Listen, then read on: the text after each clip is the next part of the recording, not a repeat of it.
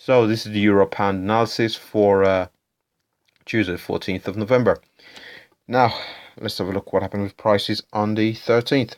So we'll just grab the pen. As we can see, just here, we had a gap up in prices, which is a bullish sign. We gapped up above this major level of support and resistance around 88.50. We did have the first hourly candle was bearish, but we had a very strong bullish candle which followed, closing above this weekly pivot in around 88.73. We've come back and retested 88.73, and we did have a bit of a bull flag form just there.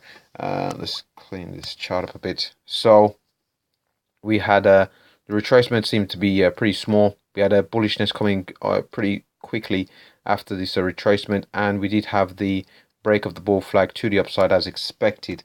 Now, the upside target we were looking at is 89.45. We did see some selling over here to the left at 89.40, but 89.45 is where the next weekly pivot is if we do get bullish continuation. Now, at present, we have seen. Let's just put this on the chart. So we have seen a bit of a pullback, and we've had this bullish impulsive move here. We were expecting continuation because it did appear to be a bit of a bull flag pullback, but instead we've seen these two bearish candles, which are a somewhat worrying sign, as we are expecting a further continuation upwards to 89.45. Now, we've seen the pullback, but these smaller candles here indicate that there's a big degree of indecisiveness in the market.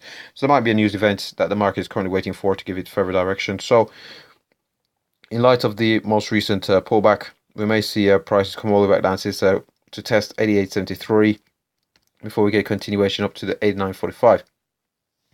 Now, however, if we do see a stronger pullback, in that we do see large candles of indicating bearish momentum, large bearish momentum candles, we're looking for 88.73 to see if it holds as possible support. We've had a 400 period moving average here act as resistance before we had a breakout, so we'll look to see if it acts as support to the downside, below which we'll be looking at 88.50. We have the 200 period average here in blue as well, coupled around 88.50. So the 88.50 may be a zone, potential buying zones where we could see a continuation to the upside. Now, if we do break below 88.50, the very next level we'll be looking at is the last swing low and this weekly pivot at 88.20.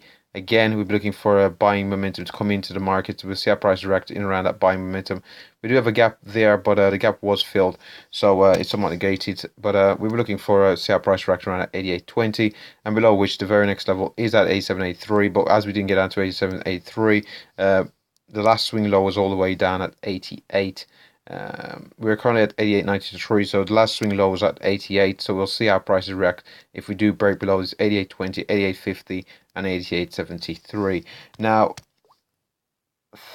yep, that pretty much covers all the levels we'll be looking at, and both to the upside and the, actually just have a look to see further up and where we could potentially see prices go. Beyond 89.45, can't see prices going much beyond there, to be honest. Beyond 89.45, I suppose the very next logical level to look is around at 80, well, at 90 actually, at 90 before we look at 90.24. But we do have some resistance because we do have the previous swing. Let's just get this correct. Bear with me a second here. We do have the previous swing over here. We've also got the weekly pivot, so again, we would expect some selling momentum to come in, but we've got the very strong level at 90.24 that we have seen quite a bit of selling from before. So let's just have a look at the weekly, well, the daily and the weekly before wrapping up here. So let's just get this chart correct. So we're going to go over to the daily, and let's get scaling on here correct. So on this daily time frame, we can see that we're kind of in a bit of a range as well. So we've got this lower end here. We've got the resistance in around 90.24. A lower end here in around that the lower end of the channel. Bear with me a second here. So we've got the lower end in around this 87.50, and we have seen some resistance. Well, some support there at 88.50. Well, 87.50. Sorry. in around at 87.50. We do also have the 200 period moving average as well. So we have seen some buy momentum come back into the market, and we have had continuation upwards, somewhat negating the bearishness we saw after the very strong impulsive move to the upside. So this is more the kind of price action we like to see just here. A mixture of candles, but the bullish candles outweighing the bearish candles. And this, even though we did have these strong bearish candles to the downside, we have negated them somewhat. So we are looking to see how prices react to this upper end at 89.45 before, after which we'll be looking for 90.24 to see how we react at the top of this most recent channel just here. So let's just have a look at the weekly time frame before wrapping up here now, and let's just go over to the weekly. So over to the weekly time frame, and if we just grab the pen, we've got a series of higher lows.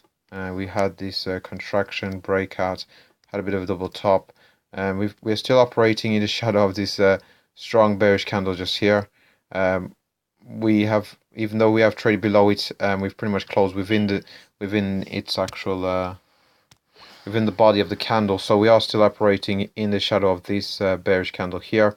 The trades below, we have not seen a breakout continuation to the downside, and we've got quite a way to go to the upside of this candle. So we've got 90.24, which has been a major level of resistance more recently, but we do appear to have found a bit of a bottom down down these lower ends. So we do look poised for more continuation to the upside, but we have to be cautious of the previous resistance. So that should wrap up the euro pound analysis. So before I go, LCS, like, comment, subscribe. Thanks for watching.